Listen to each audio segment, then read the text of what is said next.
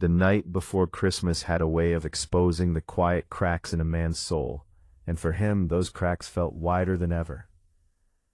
The city sparkled with lights that meant nothing to him. Laughter floated out of warm homes he would never enter, and snow settled softly on sidewalks, like it was trying to cover pain with beauty. To the world he was just another tired man in an expensive coat, walking alone with his head down. No one knew that behind his heavy steps was a billionaire carrying more sadness than most people would ever feel in a lifetime, a man who had everything except the one thing money could never buy: peace. Before the story pulls you deeper into this journey, take a moment right now. If you believe in kindness, in second chances, and in the quiet power of human connection, please like this video, share it with someone who needs hope, and subscribe to the channel. And tell us in the comments where you're watching from, because stories like this connect hearts across the world. His name was Alexander Reed, a name that once dominated business headlines, magazines, and award stages. He had built an empire from nothing, rising from a childhood of empty cupboards and broken promises to a life of private jets and glass towers that scraped the sky. But success had demanded a price. His wife, Emily, had grown tired of waiting for a man who was always almost home. His little daughter, Sophie, had learned to stop asking if her father would attend school events. And then one winter, sickness came quietly and took them both within months of each other, leaving Alexander with a house full of echoes and a heart permanently stuck in regret. Since then, Christmas had become the loneliest day of the year, a reminder of everything he had lost while chasing everything else. That evening, Alexander wandered through a small town far away from his usual world, dressed simply, his wealth hidden behind tired eyes and unshaven stubble. He had escaped the city to avoid invitations, pity, and forced smiles. As he passed a modest community center glowing with warm yellow light, he barely noticed the hand-painted sign taped to the door about a Christmas charity event. Inside, volunteers were busy preparing food for families who had nowhere else to go, children laughing as they helped decorate crooked trees with mismatched ornaments. Fate has a strange sense of timing, because just as Alexander slowed his steps, a small boy ran outside, holding a handful of shiny paper tickets, his face lit with excitement.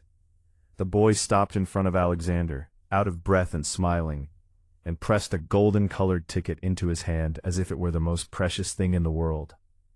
The words printed on it were simple and imperfect, clearly made by children, but they carried unexpected weight. It announced that the holder had won a golden ticket to spend Christmas with them.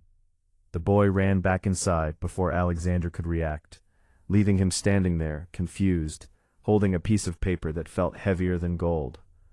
He almost laughed at the absurdity of it, but something in his chest tightened instead.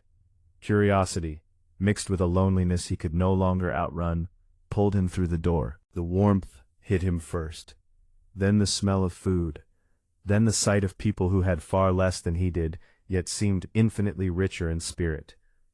No one recognized him, no one bowed or whispered or asked for favors. To them, he was just another man who looked like he needed somewhere to belong. Volunteers welcomed him without questions, handing him a plate, asking him to sit, thanking him for coming as if his presence alone mattered. As the evening unfolded, Alexander found himself helping serve food, listening to stories of struggle and hope, watching children laugh over the smallest things. He noticed a young widow comforting her son, an elderly man sharing jokes despite living alone, and families who had lost almost everything, yet still showed up to give. With every passing moment, the walls around his heart began to crack. He realized that these people did not measure life in profits or losses, but in shared meals, warm smiles, and the simple act of showing up for one another. Late into the night, the organizer of the event, a gentle woman named Clara, spoke about why they did this every year.